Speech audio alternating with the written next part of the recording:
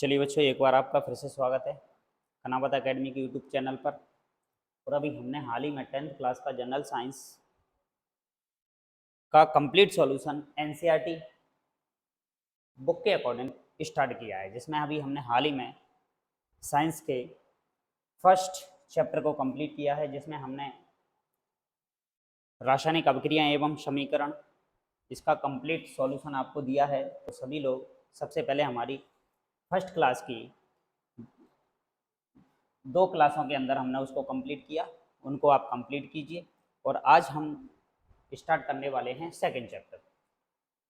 तो सभी लोग सबसे पहले वीडियो को लाइक कर दीजिए, चैनल को सब्सक्राइब कर दीजिए और बेल आइकन दबा दीजिए, जिससे कि आपको सारी क्लासों के नोटिफिकेशन मिलते रहें।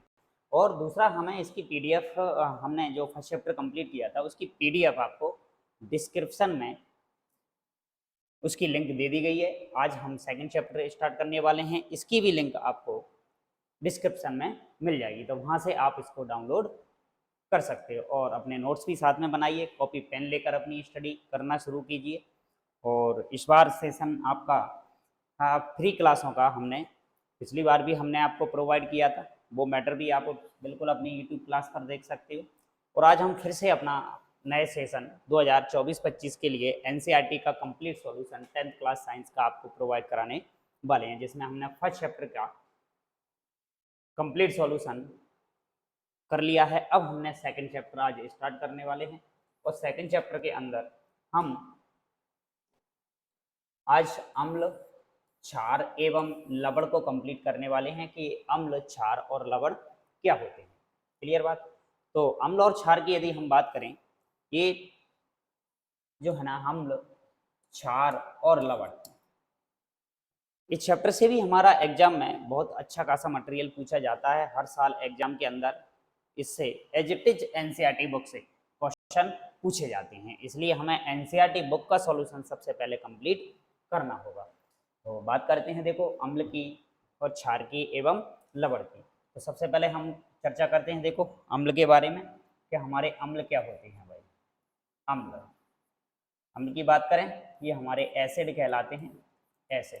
तो भाई पहचान सिंपल सी ए है। देखो, एक चीज हम पहचान सकते हैं कि देखो अम्ल क्या होते हैं। तो भाई जो स्वाद में जो चीज खट्टी है, स्वाद के आधार पर यदि हम पहचाने, तो स्वाद के आधार पर यदि देखा जाए तो स्वाद में अम्ल कैसे हैं भाई? खट्टे होते हैं। उन खट्टे पदार्थों को हम क्या नाम दे देते हैं भाई? अम्ल कह देते हैं। ठीक है। फिर दूसरी बात आती है कि फिर क्षार क्या है भाई हमारे पास, जिसे हम बेस कहते हैं भाई, क्षार, बेस। इसको भी हम स्वाद के आधार पर पहचान सकते हैं। तो ये हमारे पास मिलेंगे हमें, या तो ये कड़वे होंगे या फिर इनका स्वाद जो होगा ना वो कसैला होगा, कसैला स्वाद। ठीक है। तो वो हमारे क्या कहलाएंगे? क्षार कहलाएंगे। तो मतलब हम बात करें कि स्वाद के आधार पर भी हम टेस्ट कर कर इनको पहचान सकते हैं, किसको? अम्ल को और क्षार को। अब बात करें हम लवण की, लवण जिसे हम कहते हैं साल्ट, साल्ट हमारा। अब साल्ट की यदि बात की जाए तो ये क्या है भाई? हमारे पास खारे, खारे पदार्थ है भाई, ये हमारे पास क्या है? खारे। एक तरीके से ऐसे हम कह सकते हैं, जैसे कि नमक भी हमारा एक साल्ट है, और भी है। लेकिन यदि बात की जाए कि प्रत्येक अम्ल और प्रत्येक क्षार और प्रत्येक लवण को हम स्वाद के आधार पर नहीं बता सकते हैं, इसलिए इनको पहचानने के और भी कईयों तरीके हैं। तो उन तरीकों को भी हम डिस्कस करने वाले हैं। लेकिन सबसे पहले हम बात करते हैं अम्ल की, कुछ परिभाषाएं हमें दे रखी हैं, उनकी हम बात करते हैं। ठीक है।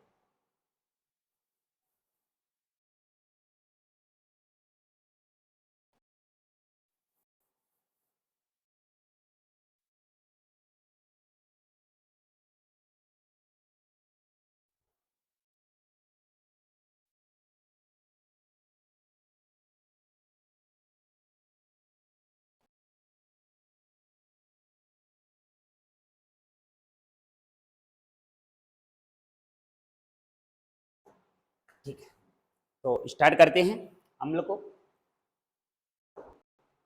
तो अम्ल हमारे पास जो दे रखा है, जिसे हम एसिड भी कहते हैं भाई। तो स्वाद के आधार पर इनको पहचानने की यदि बात करें तो इससे स्वाद में कैसे होते हैं भाई? हमारे पास खट्टे पदार्थ होते हैं और खट्टे पदार्थ हमारे पास बहुत सारे हैं, उन सबके अंदर क्या पाया जाता है भाई, हमारा अम्ल पाया जाता है। ठीक है, बहुत सारे खट्टे पदार्थ हैं, नींबू है, संतरा है, मौसमी है, आंवला है, इन सब के अंदर हमें क्या मिलने वाला है, अम्ल। और अम्ल अलग अलग प्रकार के होते हैं, उनको हम आगे डिस्कस करने वाले हैं। दूसरा और इम्पोर्टेंट पॉइंट है हमारे पास कि ये नीले लिटमस को कैसा कर देते हैं, लाल कर देते हैं। भाई एक लिटमस पत्र होता है हमारे पास, लिटमस पत्र, जो कि क्या है, एक पेड़ की छाल है भाई, पेड़ की क्या है, छाल। और ये छाल जो है ना, जिस पर जैसे ही अम्ल या क्षार को डाला जाता है तो ये अपने रंग में परिवर्तन करता है, इनको भी हम आगे डिस्कस करने वाले हैं। तो फिलहाल हम देखते हैं कि जैसे ही हम लिटमस पत्र के आधार पर यदि अम्ल को पहचाने, तो अम्ल जो होते हैं ना, वो नीले लिटमस को कैसा कर देते हैं भाई, नीले को कैसा कर देते हैं भाई, लाल कर देते हैं। ये बात हमें याद रखना है भाई, अम्ल जो होते हैं वो अम्ल नीले लिटमस पत्र को कैसा कर देते हैं भाई, लाल। जैसे इनके ऊपर नीला लिटमस पत्र डाला जाता है तो ये उसको कैसा कर देते हैं भाई, लाल कर देते हैं। तो दो पॉइंट हमारे पास इंपॉर्टेंट हो गए अम्ल के बारे में, कभी ये स्वाद में खट्टे होते हैं, और दूसरी हम बात करें कि ये नीले लिटमस पत्र को कैसा कर देते हैं भाई, लाल कर देते हैं। दूसरा पॉइंट की यदि बात करें कि जैसे ही इन अम्लों को जलीय विलयन के अंदर घोला जाता है तो ये हमें हाइड्रोजन आयन देते हैं, बहुत इंपॉर्टेंट पॉइंट। जैसे ही अम्ल को किसके अंदर घोला जाएगा, जल के अंदर घोला जाएगा, तो उससे हमें हाइड्रोजन आयन मिलने वाले हैं। तो भाई ये पॉइंट भी हमारा हो गया कि भाई हम अम्लों को जैसे ही जलीय विलयन के अंदर घोला जाएगा तो ये हमें क्या प्रोवाइड कराएंगे भाई, हाइड्रोजन आयन देंगे। क्लियर बात। दूसरी बात करें, एक लाइन और हमारे पास लिखी हुई है कि एसिड जो शब्द है ना, वो किस भाषा का है भाई, लैटिन भाषा से लिया गया है, और जिसका अर्थ होता है खट्टा भाई। एसिड जो शब्द है हमारे पास, वो किस भाषा का शब्द है भाई, लैटिन भाषा का शब्द है, और इसका मतलब ही उस भाषा में होता है क्या, खट्टा। तो यही बात हम याद करते हैं कि एसिड क्या है भाई, खट्टे पदार्थ हैं भाई। जिसको हम अम्ल कह रहे हैं वो वास्तव में क्या है, हमारे पास खट्टे पदार्थों को हम क्या कह देते हैं, अम्ल। अब किस पदार्थ के अंदर कौन सा खट्टा पदार्थ पाया जाता है, वो नाम हमें उनका याद करना पड़ेगा। क्लियर बात। अब अम्लों की भी बात करें, बहुत सारे अम्ल ऐसे हैं जो बहुत ही ज्यादा खट्टे होते हैं, कुछ अम्ल ऐसे होते हैं जो कम खट्टे होते हैं। ठीक है, उस आधार पर फिर हमारे अम्लों का भी वर्गीकरण आपको दे रखा है। जैसे कि सबसे पहले हम बात करें कि प्रबल अम्ल हैं हमारे पास, दुर्बल अम्ल हैं, सांद्र अम्ल हैं, तनु अम्ल है, ऐसे कुछ पॉइंट हमें दे रखे हैं। देखो, प्रबल अम्ल, दुर्बल अम्ल, सांद्र अम्ल और तनु अम्ल। अब इन अम्लों की बात करें तो ये क्या पहचान है इनका तरीके का, देखो पहचानने का तरीका ये है कि जो प्रबल अम्ल जो होते हैं ना, ये क्या करते हैं, जैसे ही इनको जलीय विलयन के अंदर घोला जाता है तो ये पूर्णतः आयन हो जाते हैं, पूर्णतः आयनित हो जाते हैं। मतलब अपन कहें कि ये पूरी तरीके से घुल जाते हैं भाई, उसके अंदर आयनित हो जाते हैं, आयनित हो जाती हैं। जैसे कि अपने पास HCl है, हाइड्रोक्लोरिक अम्ल दे रखा है, HCl जिसका नाम क्या है, हाइड्रोक्लोरिक अम्ल। और जैसे ही इसको जलीय विलयन के अंदर डाला जाता है तो इतना हमें पता है कि ये हाइड्रोजन आयन देगा, और साथ में प्लस में हमें बन जाएगा क्या, क्लोरीन आयन। तो ये पूरी तरीके से उसके अंदर क्या हो जाएगा भाई, घुल जाएगा। तो ये है हमारे पास प्रबल अम्ल का एक उदाहरण हो गया क्या, HCl। दूसरा हमें दे रखा है H2SO4, जिसको हम सल्फ्यूरिक अम्ल कहते हैं। जैसे ही हम H2SO4 को जल के अंदर डालेंगे तो ये हमें हाइड्रोजन आयन देगा, इससे हमें 2 हाइड्रोजन आयन मिलेंगे, प्लस साथ में SO4 आयन मिलेगा हमें, और ये पूरी तरीके से जल के अंदर क्या हो जाएगा, घुल जाएगा। तो ये हमारा क्या कहलाएगा, प्रबल अम्ल। एक और दे रखा है HNO3, जिसको हम कहते हैं नाइट्रिक अम्ल। हमारे पास नाम आप धीरे धीरे याद करोगे, जैसे आप जैसे ही बोला जाए कॉपी पेन लेके रखिए, आप उनका नाम भी साथ में नोट कीजिए। वीडियो को पॉज करके भी आप हर चीज़ को नोट कर सकते हो, आप स्क्रीनशॉट इनका ले सकते हो, जो भी समझाया गया है वीडियो को पॉज करके। तो ये हमें दे रखा है। क्लियर।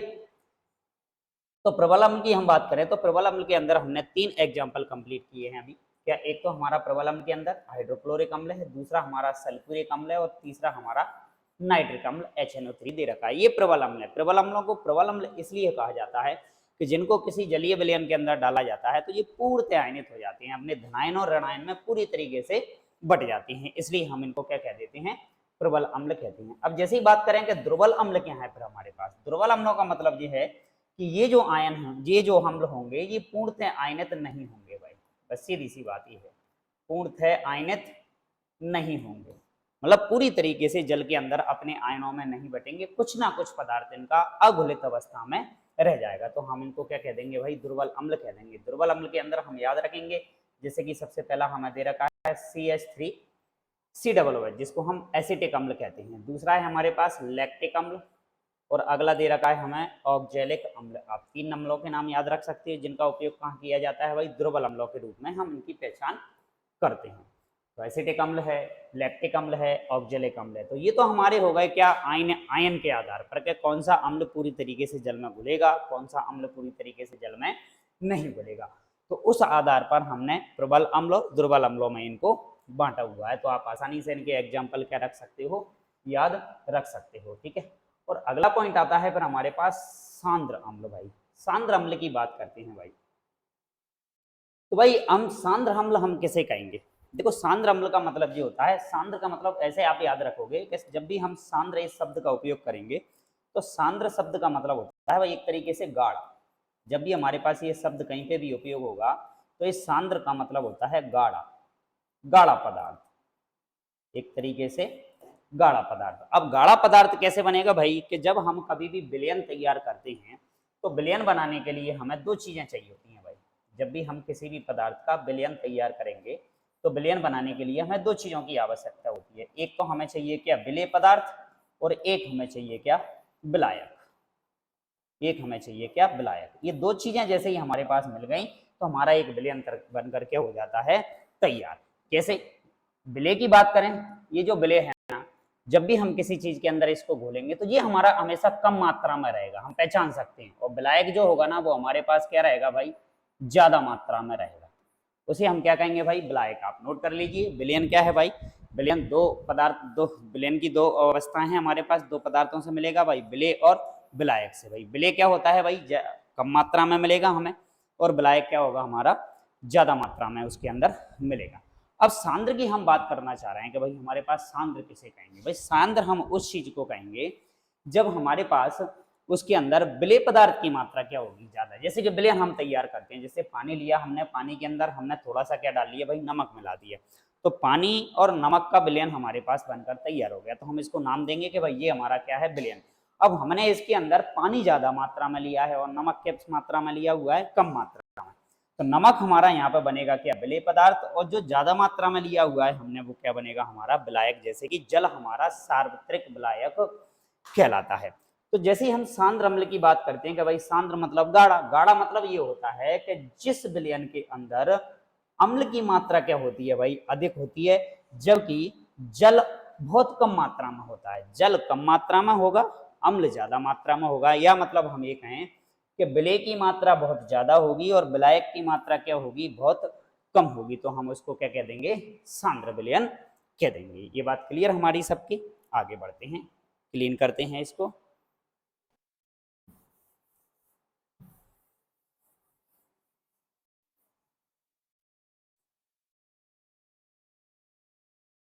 तो अभी हमने डिस्कस किया था किसको, कि एक हमारे पास प्रबल अम्ल है, दूसरा हमारे पास दुर्बल अम्ल है, ठीक है। अब हम बात करते हैं तनु। तनु अम्ल क्या है भाई, अब ये तनु जो शब्द आया है वो हमने दोनों शब्दों को हम याद रखेंगे। एक हमारे पास आया था क्या अभी हाल ही में, सांद्र, एक इस शब्द को याद रखना है। दूसरा आया है हमारे पास तनु। जब भी इन दो शब्दों का उपयोग होगा तो आपको विशेष तौर पर इनको याद रखना है। सांद्र मतलब क्या होता है भाई, गाढ़ा विलयन होता है भाई, और तनु मतलब होता है कैसा, पतला विलयन, पतला, ठीक है। अब पतला विलयन हमने तैयार किया, पतला विलयन बनाने के लिए भाई हम क्या करेंगे भाई, विलायक बहुत ज्यादा मात्रा में लेंगे, मतलब पानी क्या लेंगे बहुत ज्यादा मात्रा में, और विलेय क्या लेंगे भाई बहुत कम मात्रा में। तो वो हमारा विलयन कैसा कहलाएगा भाई, तनु विलयन कहलाएगा। इसका उल्टा यदि यहाँ कर दिया जाए, यदि हम विलेय बहुत ज्यादा मात्रा में ले लें, विलेय, और विलायक हम क्या ले लें, कम मात्रा में, तो वो पदार्थ हमारा क्या कहलाएगा भाई, सांद्र। तो सांद्र की हमने चर्चा की थी आपसे। तनु का मतलब होता है पतला विलयन, मतलब पानी बहुत ज्यादा मात्रा में मिला दो इसके अंदर, ठीक है।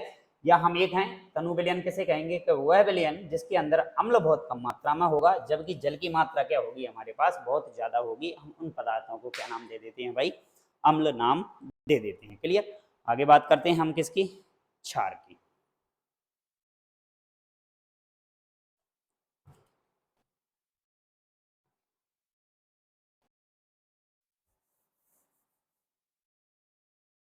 नेक्स्ट आ जाता है हमारे पास क्या, क्षार।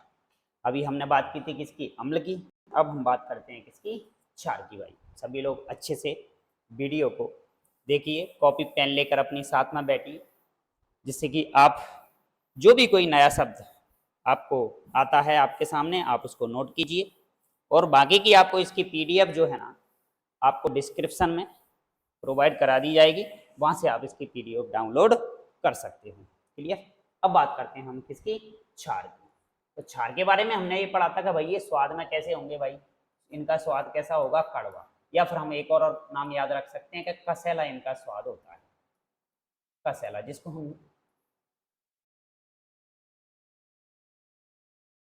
कसैला स्वाद।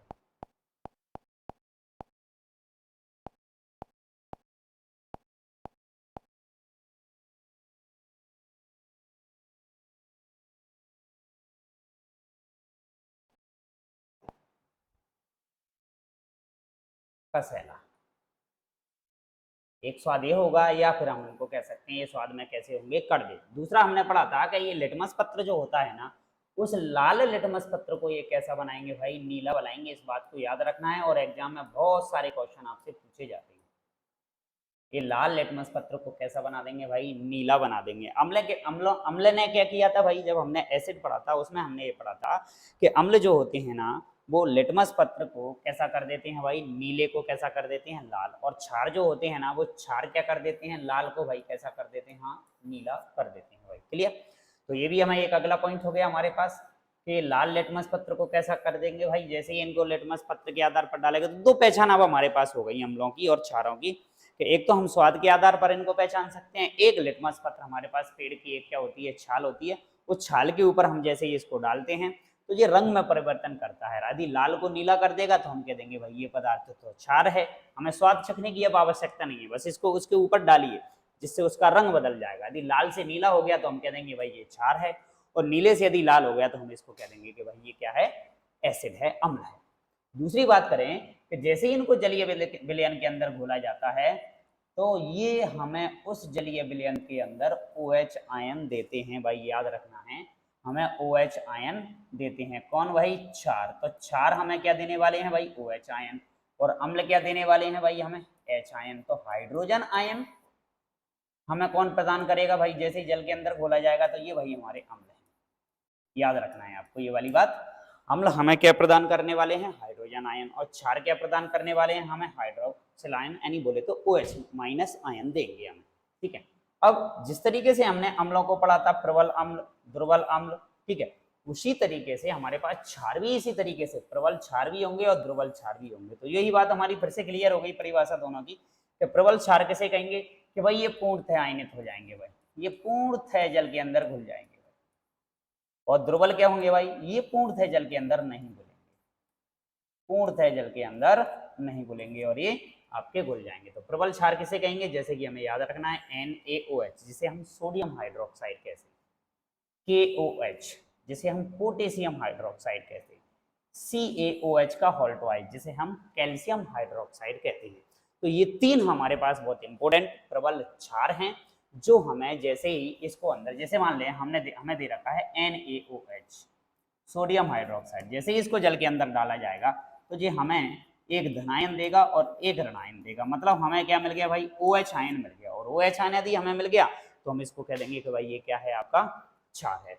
जैसे दुर्बल की बात करें, एक दुर्बल में हम एग्जांपल याद रखेंगे NH4OH, जिसको हम कहते हैं अमोनियम हाइड्रोक्साइड।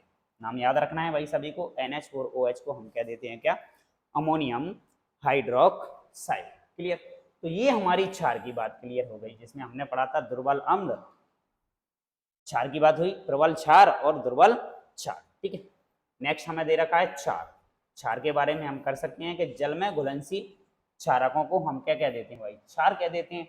जैसे कि जल में कौन घुलने वाला है, NaOH है, KOH है, मैग्नीशियम हाइड्रोक्साइड है, कैल्शियम हाइड्रोक्साइड है, ये सब का में घुल जाती हैं जल में। अब बात आती है लवण, साल्ट किसे कहते हैं भाई, साल्ट, लवण जिसको हम बोल रहे हैं। तो लवण जो है ना वो अम्ल एवं क्षार की परस्पर अभिक्रिया से प्राप्त होता है। कि मतलब जब भी हम हमें क्या चाहिए भाई, जब भी हमें लवण का निर्माण करना होगा तो हम आपस में क्रिया कराने वाले हैं, किसकी, अम्ल को मिलाने वाले हैं, और हम किसको मिलाने वाले हैं भाई, क्षार को मिलाने वाले। जब अम्ल और क्षार को आपस में मिलाया जाएगा तो हमारे पास जो पदार्थ बनेंगे ना उसे हम कहेंगे भाई क्या, लवण, लवण। तब हमारे लवण का क्या होगा, निर्माण होगा। अब डिपेंड करता है कि भाई हम प्रबल अम्ल ले रहे हैं या प्रबल क्षार ले रहे हैं, दुर्बल अम्ल ले रहे हैं या दुर्बल क्षार, या प्रबल अम्ल दुर्बल क्षार, या दुर्बल अम्ल प्रबल क्षार, कुछ भी हम ले सकते हैं, लेकिन बनेगा हमारे पास क्या, वो लवण का ही निर्माण होगा। जैसे कि हमारे पास लवण का उदाहरण दे रखा है NaCl, जिसको हम क्या कहते हैं भाई, नमक। ये हमारे नमक का सूत्र है जिसका उपयोग घर में खाने के रूप में किया जाता है।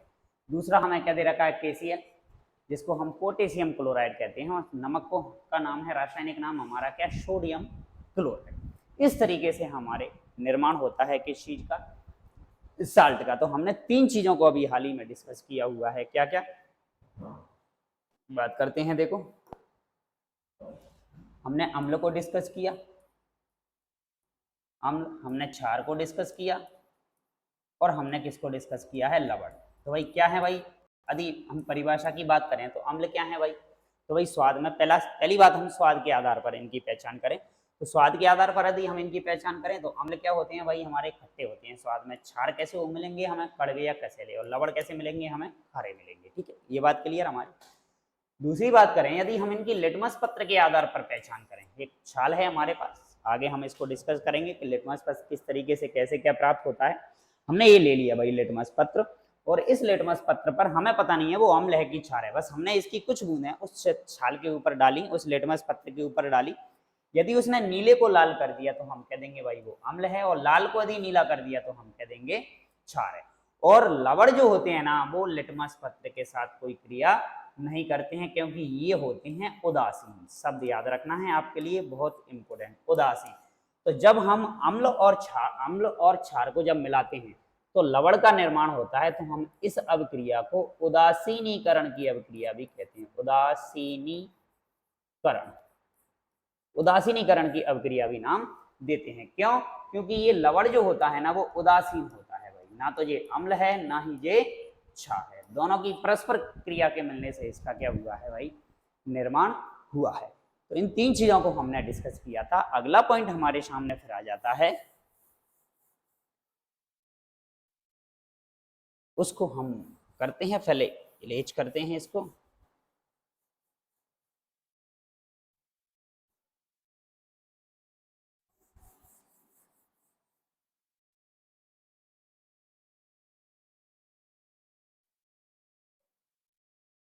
चलिए, अब हमें दे रखे हैं क्या, सूचक।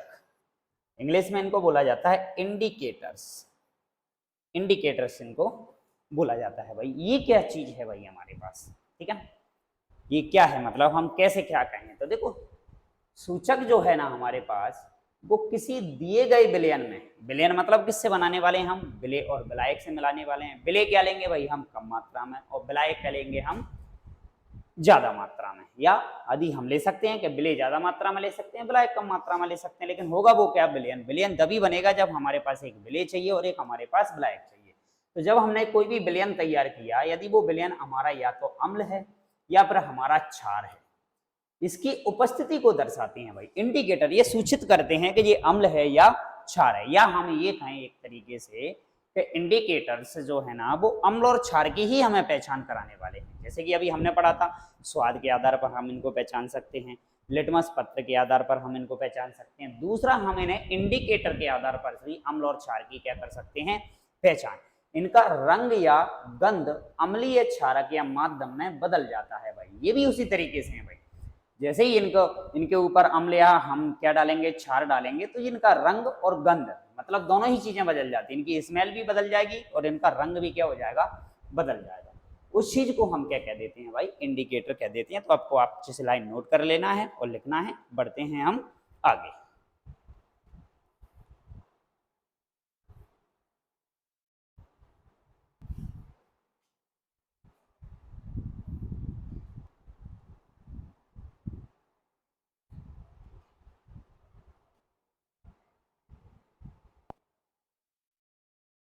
नेक्स्ट,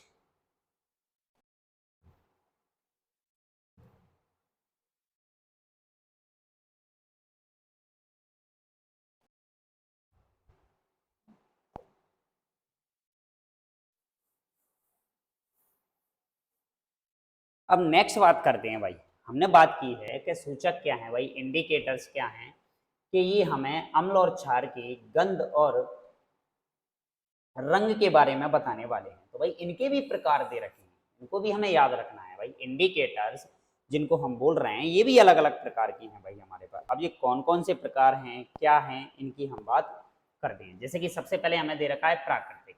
तो प्राकृतिक का मतलब हमें पता है, प्राकृतिक मतलब जो हमें प्रकृति से प्राप्त होने वाले इंडिकेटर्स ऐसे जो प्राकृतिक हैं। प्राकृतिक मतलब जो हमें प्रकृति से प्राप्त होने वाले हैं, डायरेक्ट हमें किसी ना किसी पेड़ पौधे से वो प्राप्त होने वाले हैं, उनको हम कह देंगे क्या, प्राकृतिक। कृत्रिम क्या है भाई? फिर कृत्रिम हमारे पास ऐसे हैं जो हमें कहाँ से मिलने वाले हैं भाई, हम बनाने वाले हैं। कृत्रिमों को हम क्या बनाएंगे, खुद बनाने वाले हैं, ठीक है। तो वो क्या कहलाएंगे, या इनको हम क्या देते हैं, संश्लेषित सूचक नाम दे देते हैं। और प्रकृति से डायरेक्ट जो हमें प्राप्त होने वाले हैं उन्हें हम प्राकृतिक सूचक कह देंगे, ठीक है। और ये कृत्रिम हम खुद बनाएंगे अपने हिसाब से, मतलब रासायनिक पदार्थ हमारे पास। दूसरा है गंधीय सूचक। गंधीय सूचक, इन पदार्थों की गंध अम्लीय या क्षारीय माध्यम में क्या हो जाएगी भाई, बदल जाएगी। अम्ल में जैसे ही इनको डालेंगे तो अलग ही प्रकार की गंध आएगी, इनको क्षार के अंदर डाला जाएगा तो अलग ही प्रकार की गंध आएगी। मतलब अम्ल और क्षार के माध्यम से इनकी गंध में परिवर्तन हो जाता है, तो हम उनको क्या कह देते हैं भाई, गंधीय सूचक। हमने हमारे कृत्रिम तरीके से रासायनिक कुछ पदार्थ बना लिए हैं जो भी इंडिकेटर्स हैं, वो कृत्रिम कहलाएंगे। और प्राकृतिक हमारे पास जो हमें प्रकृति से प्राप्त होने वाले हैं वो हैं। अब देखते हैं इसके अंदर कौन कौन से प्राकृतिक सूचक। ये पौधों में पाए जाते हैं, बात क्लियर है। जैसे कि प्राकृतिक सूचक के अंदर हमारे पास सबसे अच्छा उदाहरण एक लिटमस पत्र है, लाल पत्ता गोभी भी है हमारे पास, ठीक है, हाइड्रेंजिया पौधे के फूल हैं हमारे पास, और हल्दी है भाई। याद रखना है बहुत, हल्दी का क्वेश्चन हमसे ऑब्जेक्टिव में पिछली प्रीवियस एग्जाम में पूछा जा चुका है भाई। और भी प्रीवियस एग्जाम में, पिछले एग्जामों में यदि उठा के देखें तो हल्दी का क्वेश्चन भी हमसे पूछा जा चुका है कि निम्न में से कौन प्राकृतिक सूचक है। तो ऑप्शन में हमारे पास था उसमें क्या, हल्दी।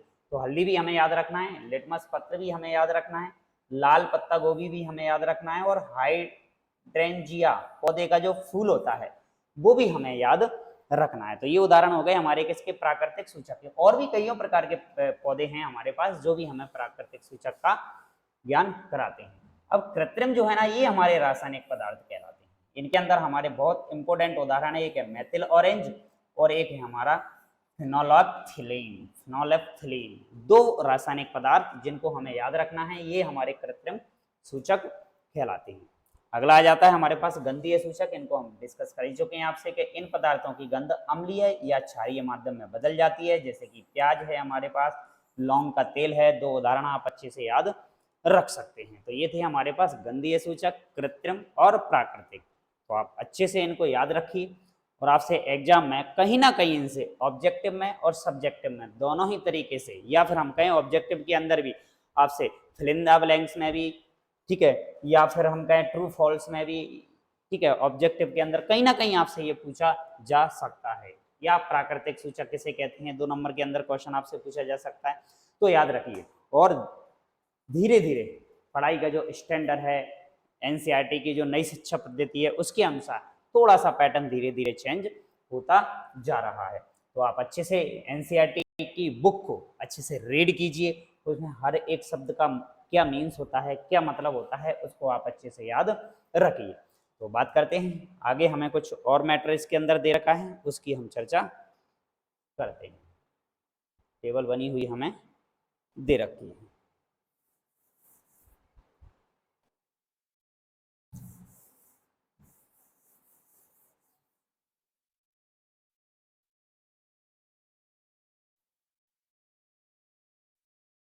ठीक है, तो सबसे पहले हम बात करते हैं, एक टेबल हमें दे रखी है जिसके अंदर हमें गिवन है क्या, सूचक रंग या गंध में परिवर्तन, या तो वो अम्ल होगा, रंग या गंध में परिवर्तन, या वो क्षार होगा।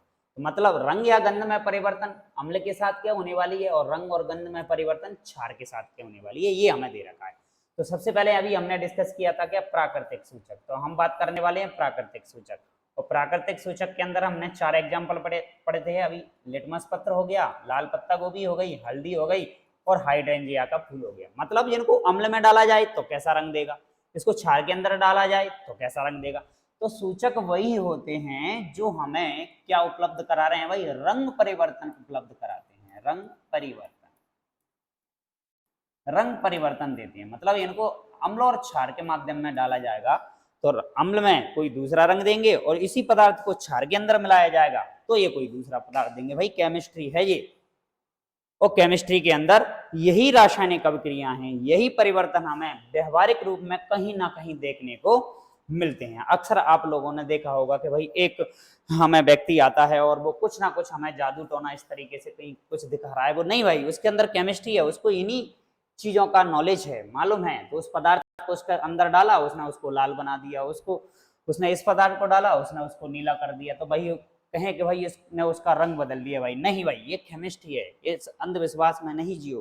प्रकृति में हमारे पास कई ऐसी घटनाएं देखने को मिल रही हैं जो कहीं ना कहीं हमारी साइंस से रिलेटेड है ही, बस हमें उसकी स्टडी, हमें थोड़ी सी उसकी नॉलेज अभी से रखना होगा, तो जिससे कि हम आसानी से उस अंधविश्वास से क्या कर सकते हैं, दूर। तो सबसे पहले हम बात करते हैं प्राकृतिक सूचक। प्राकृतिक सूचक के अंदर हमारे पास एक तो लिटमस पत्र आ गया, दूसरा लाल पत्ता गोभी का रस आ गया, हल्दी आ गई हमारे पास, और हाइड्रेंचिया का फूल आ गया। इसका भी हमने क्या ले लिया, रस ले लिया है। अब हम क्या करने वाले हैं, हम इसको डालने वाले हैं किसके साथ, अम्ल के साथ। जैसे ही हमने इसको अम्ल के साथ डाला तो लिटमस पत्र जो है ना, उसने उसको कर दिया भाई कैसा, लाल। जैसे ही हमने इन प्राकृतिक सूचकों को डाला अम्ल के साथ तो वो कैसा हो गया, लाल। लाल रस का डाला तो वो भी कैसा हो गया भाई, लाल। हल्दी को डाला, उसने कोई बदलाव नहीं दिया। हाइड्रेंचिया का फूल डाला तो उसको कर दिया उसने नीला। लेकिन जैसे ही हमने इनके क्षार के साथ मिलाया तो क्षार के साथ इनका बदलाव क्या हुआ भाई, क्षार में ये हो गया नीला, और ये हो गया कैसा, हरा, और ये क्या हो गया भाई, लाल, और ये हो गया हमारे पास क्या, गुलाबी। मतलब लिटमस पत्र को क्षार ने कर दिया नीला, लाल रस ने कर दिया इसको हरा, हल्दी ने कर दिया इसको लाल, और हाइड्रेंजिया के फूल को ने कर दिया इसको क्या, गुलाबी। भाई तो ये है हमारी केमिस्ट्री। यदि हमारे पास ये चार चीजें हैं और एक हमारे पास अम्ल है और एक हमारे पास क्षार है, बिल्कुल हम लैब में बैठ के अपने इस एक्सपेरिमेंट को क्या कर सकते हैं, बड़ी सावधानी से। फर्स्ट एक्सपेरिमेंट जब शुरुआत में हम करें अपने टीचर की हेल्प से करेंगे, फिर उसके बाद प्रैक्टिस के आधार पर हम धीरे धीरे क्या है कि अम्ल और क्षार जो होते हैं, यदि कोई ज्यादा मात्रा में सांद्र अम्ल हमने ले लिया और यदि वो कहीं ना कहीं हमारी बॉडी पर गिर गया तो ये बहुत नुकसानदायक पदार्थ भी होते हैं, हमारी स्किन को जला देंगे और कई तरीके की प्रॉब्लम खड़ी हमारे सामने हो सकती है। तो बड़ी सावधानी से हमें इन एक्सपेरिमेंटों को करना होता है। ठीक है, तो ये था हमारा परिवर्तन। अब हमारे पास थे दो कृत्रिम सूचक भी हमने बना रखे हैं, जिसमें सबसे पहला हमें दे रखा है क्या, फिनोप्थेलिन, और दूसरा हमें दे रखा है क्या, मैथिल ऑरेंज। इनकी बात करें भाई तो मैथिल ऑरेंज को वो सॉरी फिनोप्थेलिन को यदि हम अम्ल के साथ डालते हैं तो ये रंगहीन हो जाता है, और क्षार के साथ डालते हैं तो ये कैसा हो जाता है भाई, गुलाबी। मैथिल ऑरेंज को यदि हम अम्ल के साथ मिलाते हैं तो ये हो जाता है हमारे पास लाल, और इसको क्षार के साथ मिलाते हैं तो ये हो जाता है कैसा, हमारा पीला। मतलब हम इस टेबल की बात करें तो ये टेबल हमारे पास बहुत इंपॉर्टेंट है भाई, इसको अच्छे से आप लोगों को रीड करना होगा। दूसरे दे रखे हैं हमारे पास क्या, गंधीय सूचक। ये भी क्वेश्चन में हमसे एग्जाम में क्वेश्चन पूछा जा चुका है। जैसे इसके अंदर है हमारे पास प्याज का रस पड़ा था हमने, लौंग का तेल पड़ा था, और दूसरा हमारा वेनिला है। ठीक है, इनकी बात करते हैं। प्याज का रस अम्ल के साथ इसको मिलाया जाए तो बड़ी भयंकर तीक्ष्ण गंध आती है इसकी, और इसको यदि क्षार के साथ मिलाया जाए तो कोई गंध नहीं आती है भाई। ठीक है, वेनिला को मिलाया जाए तो समान गंध रहती है, कोई परिवर्तन नहीं, लेकिन इसके अंदर कोई गंध नहीं आती है। लौंग का तेल लो तो समान गंध रहती है लेकिन कोई गंध नहीं आती है। क्षार के साथ यदि लौंग के तेल को मिलाओ कोई उसमें से गंध नहीं आएगी, और अम्ल के साथ मिलाएंगे तो बड़ी भयंकरी वाली तीक्ष्ण गंध का मैं उद्भव वहां से होता है। तो ये थी हमारी सूचकों की कहानी, इंडिकेटर्स के। इंडिकेटर्स जो होते हैं ये हमें ये इंगित करते हैं, इनको अम्ल और क्षार में मिलाने पर कि जैसे ही अम्ल को डाला जाए या क्षार को डाला जाए तो ये रंग में और गंध में क्या दिखाते हैं, हमें परिवर्तन दिखाते हैं। उन्हें हम क्या कह देते हैं, इंडिकेटर्स कह देते हैं। क्लियर बात, आगे बढ़ते हैं।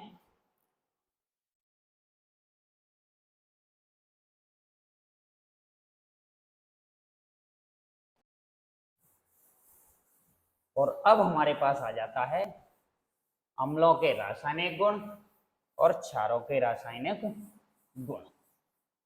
ठीक है, अभी तक तो हमने इनको स्वाद है, उनका रंग है, उनका गंध है, अम्ल क्षार में मिलाने पर कैसा होने वाला है, उनको डिस्कस किया। अब हमारी कहानी आगे की स्टार्ट होती है। अम्ल और क्षारों के रासायनिक गुणों की हम बात करने वाले हैं। अम्ल और क्षारों के क्या रासायनिक गुण। तो सबसे पहले हम बात करते हैं धातुओं के बारे में। धातु, तो भाई धातुओं के बारे में सब लोग जानते हैं, पिछली क्लास में सब लोगों ने पढ़ा हुआ है कि धातु किसे कहते हैं भाई। कि धातु हमारे पास जो है ना वो ठोस होती है ना, कठोर हमारी होती है, इसके अंदर इलेक्ट्रॉन हमें मिलने वाले हैं, विद्युत धारा का ये संचालन करने वाली है, इसको पीट पीट कर लंबी लंबी चादरों में ढाला जा सकता है। वो क्या है हमारे पास, धातु है। ठीक है, धातुएं चमकदार भी होती हैं। ठीक, तो बहुत सारे ऐसे गुण हैं जिनके आधार पर हम धातुओं की पहचान कर सकते हैं। जैसे लोहा भी हमारे पास धातु है, धातु है, चांदी भी है, सोना भी है, सोडियम है, पोटेशियम है, कैल्शियम है, मैग्नीशियम है, ये सब हमारे पास क्या है भाई, धातु हैं। तो अब हम अम्ल की बात करते हैं कि ये जो अम्ल है ना वो और जो क्षार हैं उनकी धातुओं के साथ क्या अभिक्रिया होती है, कैसे हम पहचानेंगे। तो भाई सबसे पहले हम बात करते हैं अम्ल के साथ अभिक्रिया। तो अम्ल जो होता है ना वो धातुओं के साथ अभिक्रिया करके क्या बनाने वाला है, लवण। और सबसे इंपॉर्टेंट पॉइंट है आपका कि कौन सी गैस उत्पन्न होती है, हाइड्रोजन गैस उत्पन्न होती है। बात आपको याद रखना है भाई, अंतर में आपसे यही पूछा जाता है कि भाई जब भी क्वेश्चन हमसे अभी पूछा गया है उसके अंदर, तो क्वेश्चन पूछा गया है हमारे से किस तरीके से कि जब धातुओं की अम्लों के साथ अभिक्रिया कराई जाती है तो कौन सी गैस उत्पन्न होती है। वैसे ही हमसे पूछा जाता है क्या क्षार, कि जब क्षार के साथ धातुओं की अभिक्रिया कराई जाती है तब भी हमारे साथ क्या प्राप्त होने वाला है। तो ये अब दो क्वेश्चन हमसे पूछे जाते हैं। तो सबसे पहले हम बात करने वाले हैं किसकी, अम्ल की। तो अम्लों की हम धातुओं के साथ अभिक्रिया कराते हैं तो हमारे पास बनता है क्या, लवण। और क्या प्राप्त होता है हमें, हाइड्रोजन गैस। याद रखना है अभिक्रिया ये दे रखी है, जैसे कि हाइड्रोक्लोरिक अम्ल दे रखा है, इसकी हमने एक जिंक धातु के साथ अभिक्रिया कराई। जैसे ही हमने इसकी जिंक धातु के साथ अभिक्रिया कराई तो हमें मिल गया क्या, जिंक क्लोराइड। और साथ में हमारी कौन सी गैस निकल गई, इससे हाइड्रोजन गैस निकल गई। तो ये पॉइंट हमें याद रखना है। वैसे ही हम बात करने वाले हैं किसकी, क्षार के साथ अभिक्रिया की। क्षारों के साथ जैसे ही धातु की अभिक्रिया कराई जाए तब भी हमारे पास क्या बनने वाला है, लवण। और कौन सी गैस निकलने वाली है भाई, हाइड्रोजन।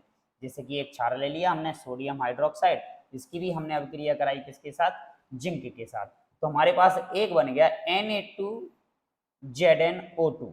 भाई इसको बोलते हैं हम सोडियम जिंकेट। भाई याद रखना है इसको आपको, सोडियम जिंकेट का सूत्र सभी लोगों को याद रखना है। और साथ में हमें मिलती है कौन सी गैस, हाइड्रोजन गैस। तो मतलब बात करें कि चाहे तो हम अम्ल की क्रिया चाहे तो हम क्षार की क्रिया, दोनों की यदि हम धातु के साथ अभिक्रिया कराते हैं तो फिलहाल हमें देखने को मिलता है कि उसमें से कौन सी गैस उत्पन्न होती है भाई, हाइड्रोजन गैस उत्पन्न होती है हमारे पास। और हमें क्या प्राप्त होता है भाई, लवण प्राप्त होते हैं। क्लियर। तो ये बात हमें क्या रखनी है भाई, याद रखनी है। ठीक है, आगे की बात करते हैं हम। नेक्स्ट पॉइंट में हमें दे रखा है क्या, पॉप टेस्ट। अब हम इस पॉप टेस्ट की बात करने वाले हैं कि जी पॉप टेस्ट है क्या भाई हमारे पास। ठीक है, तो पॉप टेस्ट के अंदर हम बात करें तो इस पॉप टेस्ट के अंदर हमसे बोला गया कि देखो हाइड्रोजन गैस से निहित परख नली के पास जब एक जलती हुई मोमबत्ती लाई जाती है तो वो पॉप ध्वनि उत्पन्न होती है। इस टेस्ट को ही हम हाइड्रोजन की उपस्थिति दर्शाने वाला प्रयोग भी कहते हैं या करते हैं। देखो क्या है भाई कहानी, कि मान लो एक परख नली हमें दे रखी है और उसमें से कहीं ना कहीं से मान लो एक हाइड्रोजन गैस निकल रही है हमारे पास। जैसे एक परख नली हमें दे रखी है और इसमें से बाहर निकल रही है कौन सी गैस, हाइड्रोजन गैस बुलबुलों के साथ। अब हम क्या करने वाले हैं, इसके सामने एक जलती हुई मोमबत्ती या तीली लेकर आते हैं।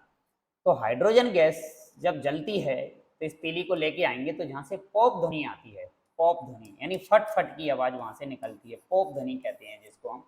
तो इसी को हम बोल देते हैं पॉप टेस्ट। तो पॉप टेस्ट जो किया जाता है वो किसकी उपस्थिति पता करने के लिए किया जाता है भाई, हाइड्रोजन गैस की उपस्थिति को पता करने के लिए किया जाता है। तो हमने इस टेस्ट को नाम दे दिया कि हाइड्रोजन की उपस्थिति दर्शाने वाले एक टेस्ट का नाम बताइए, तो जिसको नाम दे देंगे हम क्या, पॉप टेस्ट। तो पॉप ध्वनि के साथ कौन सी गैस जलती है भाई, तो वो हाइड्रोजन गैस जलती है। ये बात हमें क्या रखना है भाई, याद रखना है। क्लियर? तो ये हुआ हमारा क्या, पहला पॉइंट, जिसके अंदर हमने पढ़ा था क्या, अम्ल क्षार किस तरीके से धातुओं के साथ अभिक्रिया करते हैं और कौन कौन से पदार्थों का क्या करते हैं, निर्माण करते हैं, और पोपध्वनि हमारे पास क्या होती है, इसके बारे में हमने क्या किया, डिस्कस किया। अगली स्लाइड में चलते हैं।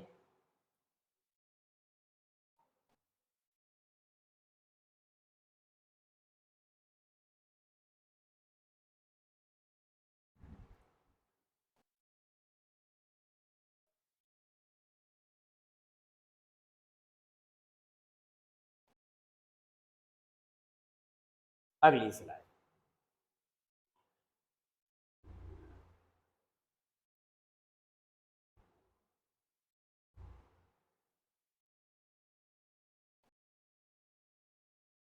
अगली स्लाइड में दे रखा है हमें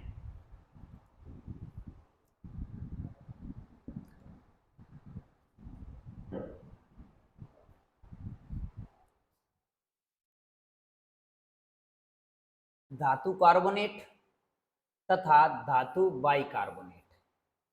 इन दो चीजों को हमें याद रखना है।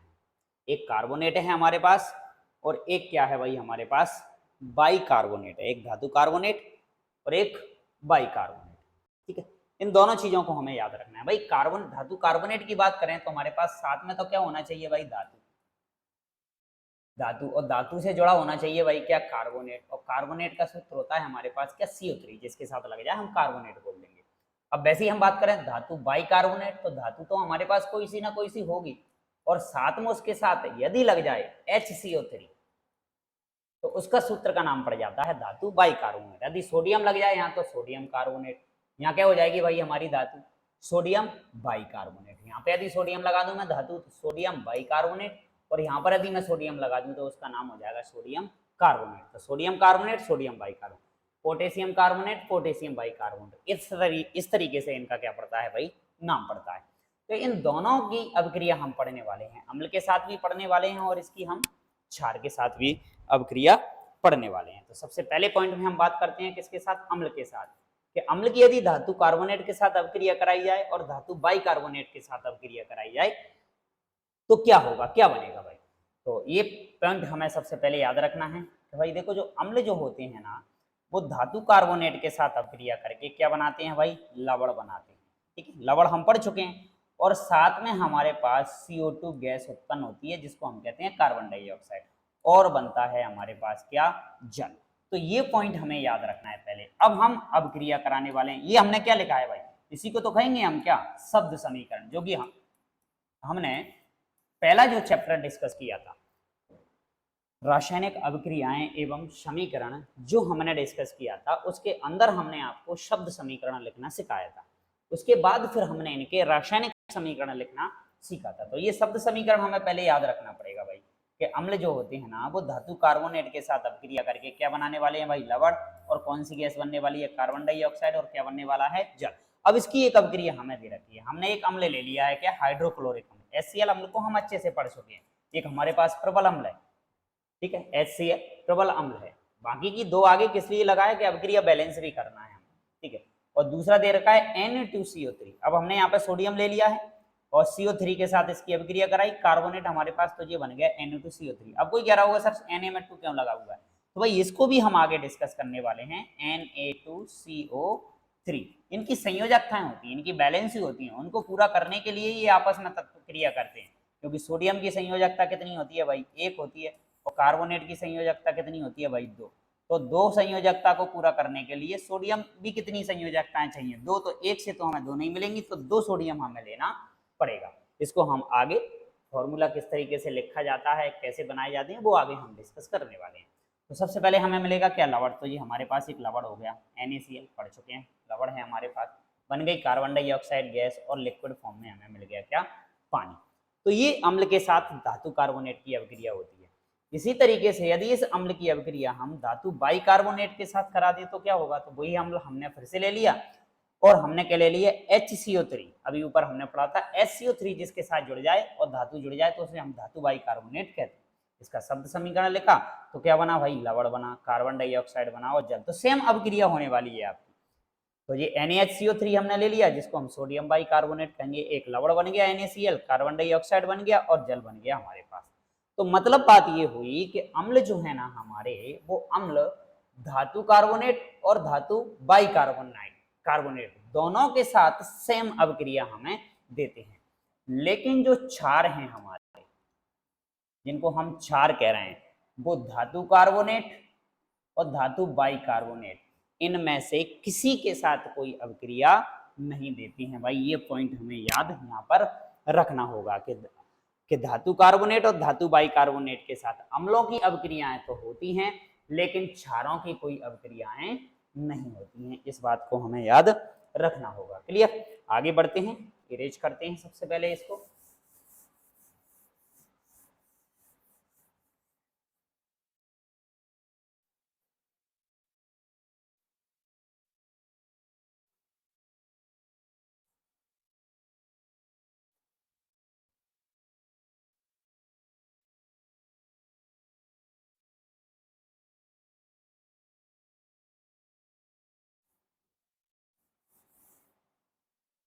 यस, अब हम आगे चलते हैं।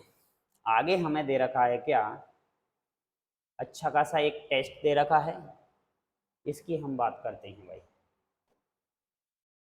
आगे दे रखा है हमें कि चूने के पानी का टेस्ट। भाई चूने का पानी ले लेते हैं भाई। अब भाई ये चूना क्या है भाई हमारे पास, तो हमने क्या किया भाई, हमने ले लिया CaO, कैल्शियम ऑक्साइड जिसको हम कहते हैं, और इसको हमने मिला दिया क्या, पानी, H2O के साथ इसकी अभिक्रिया करा दी, तो ये बन जाता है हमारा CaOH का होल ट्वाइस। ठीक है, तो इसको हम कह देते हैं क्या, बुझा हुआ चूना। ये हमारा बुझा चूना है। और ये कैसा है भाई, ये भी चूना ही है, लेकिन हमारा ये बिना बुझा चूना है भाई, बिना बुझा। तो हम इसकी बात करने वाले हैं अभी, कौन से की, बुझे हुए चूने की। लिए तो जिसमें हमें पहले टेस्ट की यदि हम बात करें तो हमें दे रखा है कि चूने के पानी का टेस्ट, इसकी हम बात करने वाले हैं। तो देखते हैं भाई कि क्या है ये हमारी कहानी, किस तरीके से चूने के पानी का टेस्ट होने वाला है। कैल्शियम कार्बोनेट या कैल्शियम हाइड्रोक्साइड क्या है ये हमारे पास, देखो इसकी बात करते हैं भाई। तो सभी लोग बड़े ध्यान से देखिए वीडियो को और ध्यान से हर एक शब्द का मतलब समझने की कोशिश कीजिए। अब भी फिर भी समझ में नहीं आता है तो बिल्कुल आप कमेंट बॉक्स में हमें कमेंट कीजिए, आपको उसका मीन्स मतलब प्रोवाइड किया जाएगा। तो देखते हैं, हम बात करते हैं चूने के पानी का टेस्ट। तो उत्पादित कार्बन डाइऑक्साइड को चूने के पानी में से प्रवाहित करने पर पानी कैसा हो जाता है भाई, दूधिया हो जाता है। अब हमने जो कार्बन डाइऑक्साइड बना ली थी, क्यों, धातु कार्बोनेट और धातु बाइकार्बोनेट के साथ अम्लों की अभिक्रिया कराई थी हमने, और अम्लों की अभिक्रिया कराने पर हमें मिला था क्या भाई, लवण मिला था। ठीक है, और हमें कार्बन डाइऑक्साइड मिली थी CO2, और साथ में क्या मिला था भाई, हमें जल मिला था, H2O मिले थे। ये तीन पदार्थ हमें कार्बोनेट और बाइकार्बोनेट के साथ अभिक्रिया कराने पर मिले थे। अब हमने ले लिया है क्या, चूने का पानी, जिसका सूत्र है CaOH का होल ट्वाइस। कैल्शियम हाइड्रोक्साइड हमने ले लिया, जिसी को हम कह रहे हैं चूने के पानी का टेस्ट।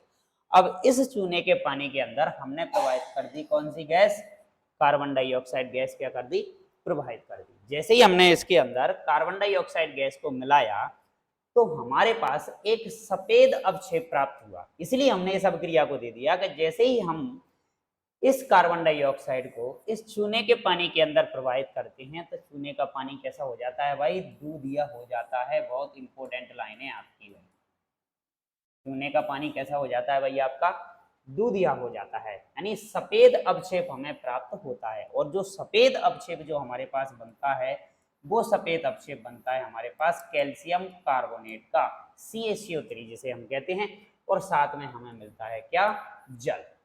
जल का सूत्र सभी लोगों को याद है भाई, H2O, और हमें मिला क्या, कैल्शियम कार्बोनेट। ये सूत्र भी आपको याद रखना है। ठीक है भाई, तो इसलिए पानी कैसा हो जाता है, दूधिया हो जाता है। नेक्स्ट, यदि हम अधिक मात्रा में कार्बन डाइऑक्साइड प्रवाहित कर दें तो ये तो एक लिमिटेशन थी, मतलब अभी हमें लिमिट में या कम मात्रा में कार्बन डाइऑक्साइड इस पानी के अंदर क्या की थी, प्रवाहित की थी। यदि हम इसके अंदर बहुत ज्यादा मात्रा में कार्बन डाइऑक्साइड गैस प्रवाहित कर दे, भाई ज्यादा मात्रा में कार्बन डाइऑक्साइड प्रवाहित करने पर अब क्या होगा, तो अभी हमने जैसे ही बहुत कम मात्रा में कार्बन डाइऑक्साइड मिली तो पानी कैसा हो गया था, दूध दिया। अब हमने इसके अंदर और अधिक, और लिक्विड हमारे पास पहले से ही बन गया था, ये रहा, इस अभिक्रिया को हमने उठा लिया। अब इसके अंदर हमने और कार्बन डाइऑक्साइड मिला दी भाई, और ही ज्यादा मात्रा में क्या मिला दी, कार्बन डाइऑक्साइड। तो हमारे पास एक और रासायनिक पदार्थ केमिकल बनकर तैयार हो जाता है, जिसे हम कहते हैं क्या, CaHCO3 का होल्टवाइज। मतलब ये ऐसा सूत्र है,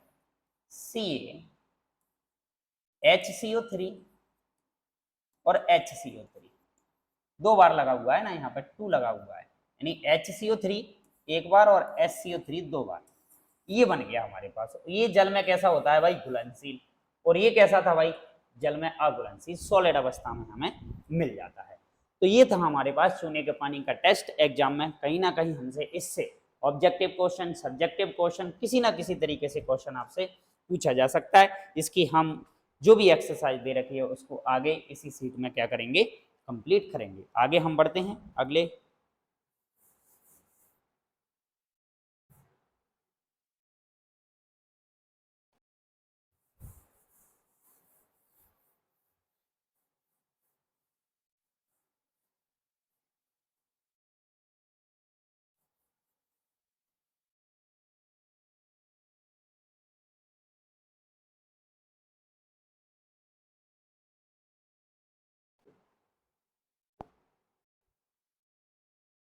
अब आगे हमें दे रखा है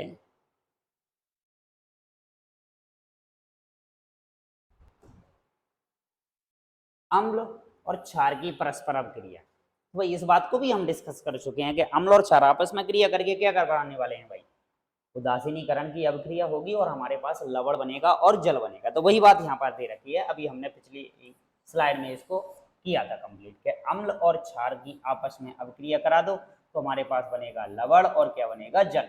और इसी अभिक्रिया को हम नाम दे देते हैं उदासीनीकरण की अभिक्रिया। कैसे, कि जब अम्ल द्वारा क्षारक का प्रेक्षित प्रभाव तथा क्षारक द्वारा अम्ल का प्रभाव समाप्त हो जाता है। मतलब अम्ल स्वाद में खट्टे हैं, क्षार स्वाद में कड़वे हैं, अम्ल ने क्षार के स्वाद को खत्म कर दिया और क्षार ने अम्ल के स्वाद को खत्म कर दिया, तो वो अभिक्रिया कैसी हो जाती है भाई, उदासीनीकरण की अभिक्रिया हो जाती है। जैसे उदाहरण के लिए दे रखा है NaOH और HCl को हमने मिलाया तो NaCl लवण बन गया और जल बन गया हमारे पास। ठीक है, इसमें हमने उदाहरण में प्रबल अम्ल लिया और दुर्बल क्षार लिया। ठीक है, अम्लीय लवण कैसा कहलाए भाई, ये बना हमारे पास। दुर्बल अम्ल लिया, प्रबल क्षार लिया, तो नाम कैसा पड़ेगा, देखो जो प्रबल होता है उसके आधार पर लवण का नाम पड़ता है, क्योंकि लवण जो है ना, ये लवण जो हम बात कर रहे हैं, ये लवण अम्लीय भी हो सकता है और ये जो लवण है वो क्षारीय भी आपका हो सकता है। अम्ल लवण आपका अम्लीय भी हो सकता है, डिपेंड करेगा कि प्रबल कौन है भाई। यदि प्रबल अम्ल है तो लवण प्रबल अम्लीय होगा, और यदि दुर्बल है तो लवण कैसा कहलाएगा आपका, दुर्बल। तो फिलहाल हमने यहाँ पे दुर्बल अम्ल लिया है, प्रबल क्षार लिया है, तो विलेन का नाम क्या पड़ेगा, क्षारीय। यहाँ पे हमने प्रबल ले लिया, यहाँ भी प्रबल ले लिया, तो विलेन बनेगा भाई। उदासीन यानी दोनों प्रबल प्रबल है और दोनों दुर्बल दुर्बल ले लिए, तब भी हमारा कैसा बनेगा, उदासीन विलेन बनेगा। ठीक है, प्रबल ले लिया और दुर्बल, तो प्रबल के आधार पर इसका नाम पड़ेगा अम्लीय विलेन। तो ये हमें दे रखा था इसका। तो ये थी हमारी अम्ल एवं क्षारों के साथ क्या थी, अभिक्रिया। नेक्स्ट,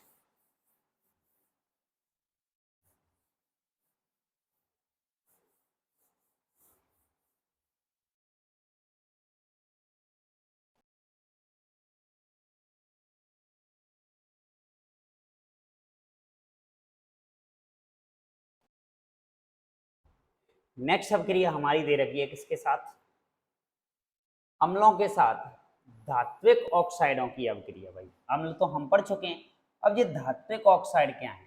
अब हमारे पास जो भी धातुएं हैं उन धातुओं की क्रिया हम करा देते हैं भाई किसके साथ, ऑक्सीजन के साथ।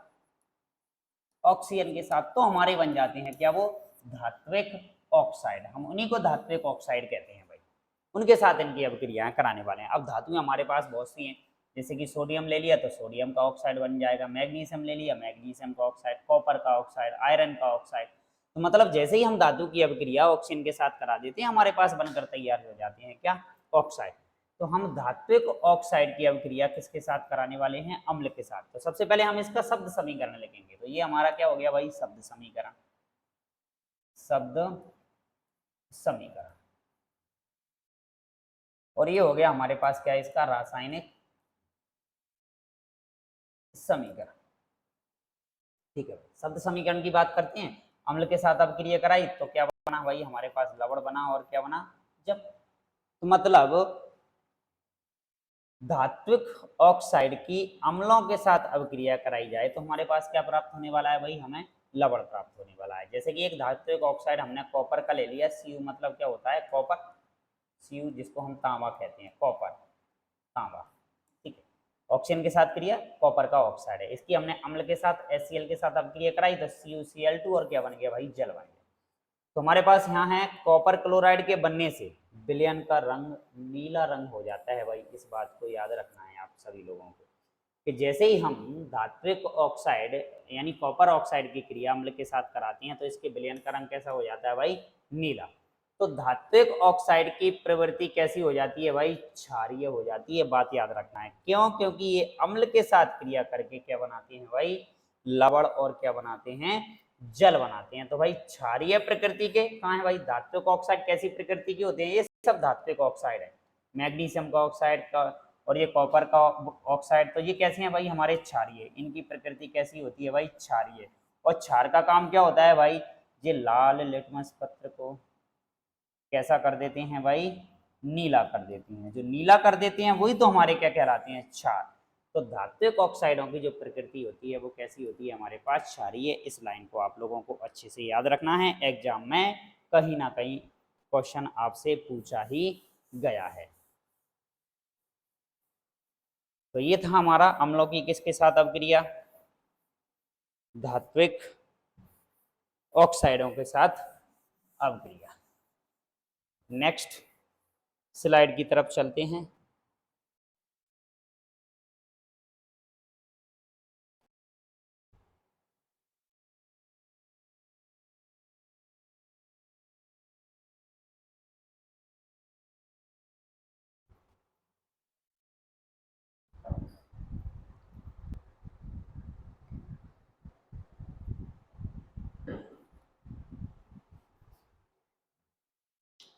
नेक्स्ट स्लाइड के अंदर हमें दे रखा है अधात्विक ऑक्साइड की क्षारों के साथ क्रिया।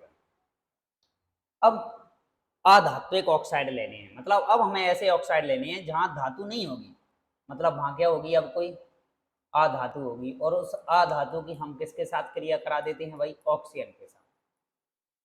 ऑक्सीजन के साथ उसकी क्या करा देते हैं, अभिक्रिया, तो वो अधात्विक ऑक्साइड बन जाएगा। अधातु की ऑक्सीजन के साथ क्रिया अधात्विक ऑक्साइड। और हम करने वाले हैं अब किसके साथ, क्षारों के साथ क्रिया। इनकी अभिक्रिया कराने वाले हैं हम किसके साथ, क्षार के साथ अभिक्रिया कराने वाले, क्षार के साथ। तो देखते हैं क्या बनने वाला है। तो बिल्कुल वही सेम अभिक्रिया के शब्द समीकरण सबसे पहले, फिर उसका रासायनिक समीकरण। तो अधात्विक ऑक्साइड क्षारों के साथ अभिक्रिया करके भी क्या बनाने वाले हैं, लवण और जल। ठीक है, अधात्विक ऑक्साइड के अंदर जैसे कार्बन एक अधातु है और उसके साथ ऑक्सीजन ने क्रिया कर ली तो कार्बन का ऑक्साइड हो गया, जो कि क्या है, एक अधात्विक ऑक्साइड। इसके लिए हमने एक क्षार ले लिया, कैल्शियम हाइड्रोक्साइड, CaOH का होल ट्वाइस। जैसे ही इसके साथ अभिक्रिया कराई हमने तो ये बन गया कैल्शियम कार्बोनेट CaCO3, जो कि हमारे पास क्या कहलाता है, एक लवण, और बन गया क्या, जल। तो इसके लिए भी हमें क्या याद रखना है कि अधात्विक ऑक्साइड, ये हमारी लाइन बहुत इंपॉर्टेंट है जो लिखी जा रही है। अभिक्रिया देखिए आपको ऊपर समझा दिया गया कि अधात्विक ऑक्साइड प्रकृति में कैसे होते हैं भाई, अम्लीय होते हैं तथा विद्युत धारा का प्रवाहन करते हैं भाई। इस बात को याद रखना है। और धात्विक ऑक्साइड हमारे पास कैसे होते हैं भाई, क्षारीय। ये बात भी आपको याद रखना है। धात्विक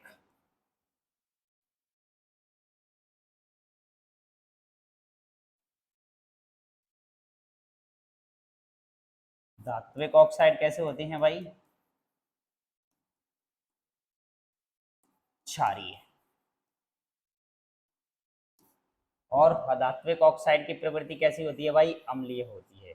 और जिनकी अम्लीय प्रवृत्ति होगी तो वो विलयन को कैसा कर देंगे भाई, लाल कर देंगे। और जो क्षारीय प्रकृति के होंगे वो विलयन को कैसा कर देंगे भाई, नीला कर देंगे। ये बात हमें याद रखनी है, ये विलयन को नीला करेंगे और ये विलयन को कैसा करेंगे, लाल करेंगे। ठीक है, अब अगला पॉइंट आता है हमारे पास। अगले पॉइंट के अंदर हमने दो चीजें अब क्लियर करी हैं। अभी हमने अधात्विक ऑक्साइडों के साथ अभिक्रिया पढ़ी क्षारों की, और धात्विक ऑक्साइडों के साथ अभिक्रिया पढ़ी हमने किसकी, अम्लों की। ठीक है, दोनों हमारी क्लियर है, अच्छे से आप नोट कीजिए इन्हें। आगे बढ़ते हैं। आगे अब अभिक्रिया हमें दे रखा है ये वाला पॉइंट, जिसमें हमसे पूछा गया है कि जलीय विलयन में अम्ल और क्षार का व्यवहार कैसा है भाई। अब हमें इनका व्यवहार बताना है कि हमने जल ले लिया, इस जल के अंदर भी हमने अम्ल को मिलाया, और जल के ही अंदर हमने किसको मिलाया भाई, क्षार को मिलाया भाई। ठीक है, और जल कैसा होता है भाई, उदासीन। ये बात हमें पहले याद रख लेनी, जल का कोई स्वाद नहीं होता है भाई, जल के अंदर कोई स्वाद नहीं होता है, मतलब जल उदासीन विलयन होता है हमारे पास। ठीक है, क्षार तो क्षारीय होगा ही और अम्ल अम्लीय होगा। तो अब हम जलीय विलयन में क्या करने वाले हैं, अम्ल और क्षार को मिलाने वाले हैं, और उस आधार पर उस जल का व्यवहार देखते हैं कि भाई जल तेरे में क्या बदलाव होता है भाई, क्या तेरा रंग बदलता है सॉरी ठीक है, क्या तेरा स्वाद बदलता है, वो हम देखने वाले हैं इसके अंदर। तो भाई देखते हैं, जल की उपस्थिति में अम्ल हमें हाइड्रोजन आयन देते हैं। शुरुआत में चैप्टर के में हमने इस बात को डिस्कस कर लिया है, उत्पन्न करते हैं, ये बात हमारी क्लियर, जिसको हम H आयन या H3O+ आयन, या हम इसको हाइड्रोनियम आयन के रूप में भी दर्शा सकते हैं। H आयन लिया, H2O के साथ मिला H3O आयन, यहाँ भी हम लिख सकते हैं H आयन। अब हमने क्या किया, HCl लिया, H2O लिया, H3 आयन बन गया और Cl आयन बन गया, कोई डाउट नहीं, हम डायरेक्ट याद रख सकते हैं कि हमें क्या प्रदान करते हैं, H आयन। दूसरी बात, हम क्षार की बात करें तो जल की उपस्थिति में जो क्षार होते हैं तेरा OH आयन उत्पन्न करते हैं, इस बात को भी हमने किया क्लियर। NaOH लिया, जिसको पानी के अंदर मिलाया, Na अलग हो गया, OH अलग हो गया हमारे पास। एक और एग्जांपल दे रखो, मैग्नीशियम हाइड्रोक्साइड लिया, जल लिया, मैग्नीशियम आयन बना और हाइड्रोक्सन आयन बना। तो ये जल के आधार पर इनकी अभिक्रिया हो गई कि जल के साथ अभिक्रिया अम्ल और क्षार की कराएं हम, तो अम्ल हमें हाइड्रोजन आयन देने वाले हैं और क्षार हमें OH आयन देने वाले हैं। ये बात हमारे पास क्लियर हुई। ठीक है, दूसरा पॉइंट दे रखा है क्या, कि सभी क्षारक जल में घुलनशील नहीं होते हैं। सही है बात, सभी क्षारक जल में घुलनशील नहीं होते हैं। जल में घुलनशील क्षारकों को ही हम क्या कहते हैं, क्षार। और सभी क्षार होते हैं, परंतु सभी क्षारक क्षार नहीं होते हैं, बात याद रखना है। जल के साथ अम्ल क्षार को मिलाते समय हमें बड़ी सावधानी बरतनी चाहिए भाई। जल के साथ जैसे ही हम क्षारों को मिलाने वाले हैं या अम्लों को मिलाने वाले हैं, तो बड़ी सावधानी से हमें ऐसा काम करने पड़ेगा, क्योंकि हमेशा अम्ल या क्षार को ही जल में मिलाना चाहिए। अम्ल और क्षार को ही हमें जल में मिलाना चाहिए। जैसे कि मान लो हमने एक बीकर ले लिया, तो पहले हम इसके अंदर क्या भरने वाले हैं, जल भरने वाले हैं भाई। पहले जल लेंगे, पानी, फिर इसके अंदर हम या तो अम्ल मिलाएंगे या फिर इसके अंदर हम क्षार मिलाएंगे। इनमें से कोई चीज मिलाने वाले हैं।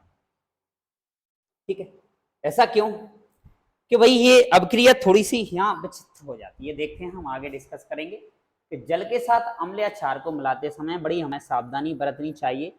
हमेशा अम्ल या क्षार को ही जल में मिलाना चाहिए और लगातार इसे हिलाते रहना चाहिए भाई। बिल्कुल, जिस बीकर के अंदर जल भरकर उसके अंदर अम्ल या क्षार मिला रहे हैं, उसको हिलाते रहिए। क्यों, क्योंकि ये जो प्रक्रिया होती है ना, ये अत्यंत ऊष्माक्षेपी होती है। ऊष्माक्षेपी मतलब इससे बहुत ज्यादा मात्रा में क्या निकलती है भाई, बाहर ऊष्मा निकलती है, जिससे हमें जलने का खतरा हो सकता है। ऊष्मा निकलती है। तो बात ये हुई कि जब अम्ल और क्षार के साथ जल को मिलाया जाएगा तो अभिक्रिया होने वाली है ऊष्माक्षेपी, जिसकी वजह से हमें कहीं ना कहीं नुकसान होने की संभावना रहती है। इसलिए हमें बड़ी सावधानी के साथ इसका उपयोग करना चाहिए। क्लियर। तो ये था हमारा विलयन, जलीय विलयन के साथ अम्ल का व्यवहार और जलीय विलयन के साथ क्षार का व्यवहार, कि क्षार किस तरीके का व्यवहार करते हैं और अम्ल किस तरीके का व्यवहार करते हैं।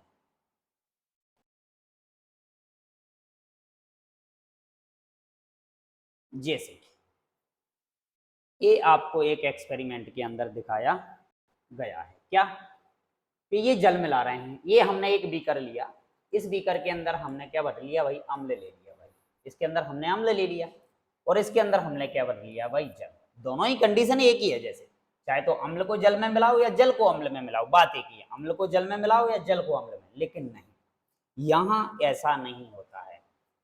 यदि हमने पहले अम्ल ले लिया फिर उसमें हम पानी मिलाएं तो ये अभिक्रिया बहुत खतरनाक हमारे लिए साबित हो सकती है, तो ऐसा हमें नहीं करना है। हमें ये करना है कि पहले हम जल लेंगे भाई, जल के अंदर अम्ल की थोड़ी थोड़ी बूंदें या क्षार की थोड़ी थोड़ी बूंदें मिलाएंगे। क्यों? क्योंकि देखो सांद्र अम्ल में जब हम जल मिलाते हैं तो उत्पन्न हुई ऊष्मा के कारण या तो ये पात्र टूट सकता है या हमें कहीं ना कहीं जलने का खतरा, विस्फोटक पदार्थ बाहर निकल सकता है, ठीक है। हम उससे जल भी सकते हैं, साथ ही अत्यधिक स्थानीय तापमान के कारण कांच का बर्तन भी टूट सकता है, क्योंकि अम्ल और जल के मिलाने पर अभिक्रिया ऊष्माक्षेपी होने वाली है, इसलिए हम ऐसा करते हैं। और अगली लाइन में दे रखा है जल को अम्ल में डालने से मिश्रण अपस्फेटित होकर बाहर आ सकता है और स्थानीय तापमान के कारण बर्तन क्या हो सकता है, टूट सकता है। तो भाई हमारा काम यही होगा कि जल को अम्ल में नहीं मिलाएंगे, अम्ल में जल को मिलाएंगे, सॉरी, जल को अम्ल में नहीं मिलाएंगे बल्कि जल में हम किसको मिलाएंगे, अम्ल को मिलाएंगे। ये मिश्रण हमें याद रखना है, ये तरीका, ठीक है। तो ये था हमारा ये वाला पॉइंट। और अगली स्लाइड के अंदर हमें कुछ अभिक्रियाएं दे रखी हैं, तो थोड़ी सी इसकी बात कर लेते हैं, फिर बाकी का मैटर हम अगली क्लास के अंदर आपसे डिस्कस करेंगे, ठीक है। देखो देखते हैं, तो हमें अम्ल और क्षार की कुछ अभिक्रियाएं दे रखी हैं। जैसे सबसे पहले हमें दे रखी हैं अम्ल की अभिक्रियाएं। भाई अम्ल की क्या अभिक्रियाएं, कि भाई अम्ल जो है ना, शब्द समीकरण दे रखे हैं, अम्ल धातुओं के साथ अभिक्रिया करके लवण बनाते हैं, हाइड्रोजन गैस निकलती है, पढ़ चुके हैं। शॉर्ट मटेरियल आपको दे रखा है धातु के साथ, और धात्विक ऑक्साइड के साथ लवण जल सेम कहानी वही की वही रहती है हमारे पास। धातु कार्बोनेट के साथ अभिक्रिया हुई तो क्या बनता है, लवण CO2 और जल बनता है, सही है बात। धातु कार्बोनेट के साथ लवण CO2 जल बनता है, सेम पढ़ चुके हैं। क्षार के साथ अभिक्रिया कराएं, लवण जल बनता है, सेम कहानी हमारे पास, ठीक है। आगे बढ़ते हैं। और यदि इसी अभिक्रिया को हम क्षार के साथ करा दें, सेम पढ़ चुके हैं हम, पिछली अभिक्रिया का ही शॉर्ट दे रखा है आपको, तो पिछली वाली अभिक्रिया बड़े अच्छे से हमने समझ ली, इसलिए थोड़ा सा फास्ट अपन इसको कर रहे हैं। यदि हम क्षार के साथ अभिक्रिया को कराएं तो देखते हैं, लवण हाइड्रोजन धातु के साथ, अधात्विक ऑक्साइड के साथ लवण जल सेम कहानी, धातु कार्बोनेट के साथ कोई अभिक्रिया नहीं होती है, और धातु बाइकार्बोनेट के साथ क्षार की कोई अभिक्रियाएं नहीं होती हैं। भाई क्लियर, अम्ल के साथ कराएं लवण जल बनता है, ये बात हमारी क्लियर हो जाती है, ठीक है। तो ये था हमारा ये वाला पॉइंट। और थोड़ी सी हम बात और करें तो हमें थोड़ा सा मैटर और इसके अंदर दे रखा है, क्या पढ़ा था हमने, ये रहा। इसके साथ हमें आगे दे रखा है कि थोड़ी सी समानता दे रखी है, तो सिमिलरिटी हमें दे रखी है, सिमिलरिटी की हम बात करते हैं। भाई देखो क्या सिमिलरिटी दे रखी है,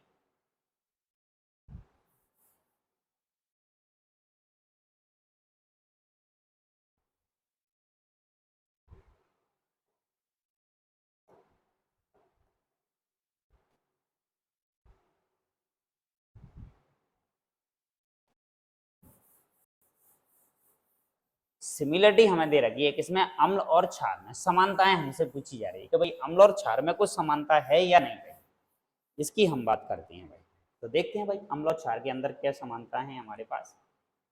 अम्ल और क्षारों में समानता, देखो सभी अम्ल H आयन उत्पन्न करते हैं, क्षार OH आयन उत्पन्न करते हैं, आयन दोनों ही दे रहे हैं भाई, ये धन आयन और ये ऋण आयन। जब कोई अम्ल या क्षारक जल में मिलाया जाता है तो तनुकृत हो जाता है, मतलब तनु मतलब पतला हो जाता है। जल में मिलाने पर आयन की सांद्रता H आयन OH आयन में प्रति इकाई आयतन की क्या हो जाती है, कम। ये सेम टू सेम दोनों के साथ। क्षार तथा अम्ल की प्रबलता, भाई प्रबलता मतलब कौन ज्यादा प्रबल है इनमें से, तो किसी क्षार या अम्ल की प्रबलता उसके द्वारा उत्पन्न H आयन या OH आयनों की संख्या पर निर्भर करती है। यदि H आयनों की संख्या ज्यादा है तो अम्ल ज्यादा प्रबल होगा, यदि OH आयनों की संख्या ज्यादा है तो वो क्षार ज्यादा प्रबल होगा। मतलब दोनों ही आपको H आयन भी दे रहा है, OH आयन भी दे रहा है, दोनों की यदि संख्या बराबर बराबर है तो ना तो ये प्रबल ना तो ये प्रबल, दोनों बराबर। यदि दो हाइड्रोजन आयन और एक OH आयन, बताओ कौन प्रबल? तो अम्ल ज्यादा प्रबल, क्योंकि अम्ल कौन देता है? Hydrogen ion. क्षार क्या देता है? OH ion. यदि OH आयनों की संख्या ज्यादा मिल जाए और हाइड्रोजन आयनों की संख्या कम मिल जाए तो भाई बताओ अब कौन प्रबल? तो अब हो जाएगा कौन? क्षार प्रबल। तो इस आधार पर यह निर्भर करता है। किसी अम्ल या क्षार की प्रबलता हम एक सार्वभौमिक सूचक द्वारा ज्ञात कर सकते हैं, जिसको हम सार्वभौमिक सूचक या जिसको हम यूनिवर्सल इंडिकेटर कहते हैं।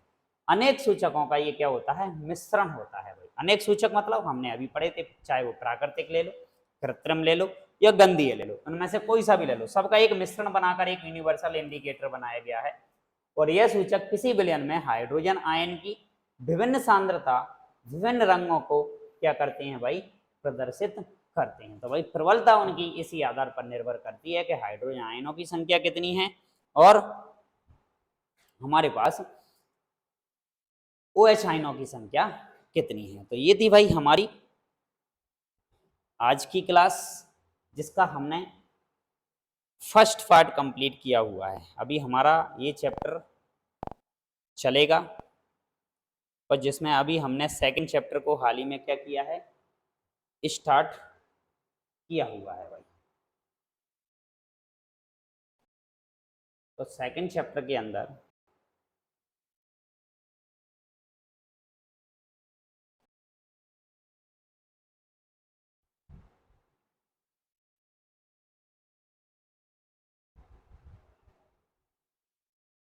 सेकंड चैप्टर के अंदर 10th class chapter second chapter के अंदर हमने आपसे अम्ल, क्षार एवं लवण को इसको आपके सामने डिस्कस किया है और आगे आने वाली क्लास में इसी चैप्टर को हम आपसे आगे बढ़ाएंगे। जब तक आप इस क्लास को अच्छे से रीड कीजिए, इसके जो भी क्वेश्चन आपको समझाया गया है उसको अच्छे से डीपली स्टडी कीजिए। बार बार वीडियो को देखकर यदि कोई बात समझ में नहीं आती है तो पॉज करके आप उसको देख सकते हो या कमेंट बॉक्स में डाल के आप दोबारा से उसके बारे में हमसे डिस्कशन कर सकते हो। तो मिलते हैं आपसे अगली क्लास में और नेक्स्ट क्लास में हम सेकंड पार्ट को ही आपको आगे कंटिन्यू करेंगे। इससे पहले आप हमारी जो फर्स्ट क्लास जो थी हमारी, जिसमें हमने फर्स्ट चैप्टर को आपसे डिस्कस किया था, इसको हमने 2 पार्टों में डिस्कस किया हुआ है, फर्स्ट और सेकंड पार्ट। उन दोनों पार्टों को आप अच्छे से देखिए, उसके बाद इस सेकंड चैप्टर की क्लास को आप कंप्लीट कीजिए। तो सभी लोग सबसे पहले वीडियो को अगेन लाइक कर दीजिए, शेयर कर दीजिए, सब्सक्राइब कर दीजिए और बेल आइकन दबा दीजिए, जिससे कि आपको और आपके फ्रेंडों को तक ये क्लास हमारी सभी लोगों को अवेलेबल हो सके और सभी लोगों को NCERT का फुल सिलेबस कंप्लीटली सॉल्यूशन आप लोगों को प्रोवाइड किया जा सके। तो मिलते हैं आपसे अगली क्लास में। बहुत बहुत धन्यवाद।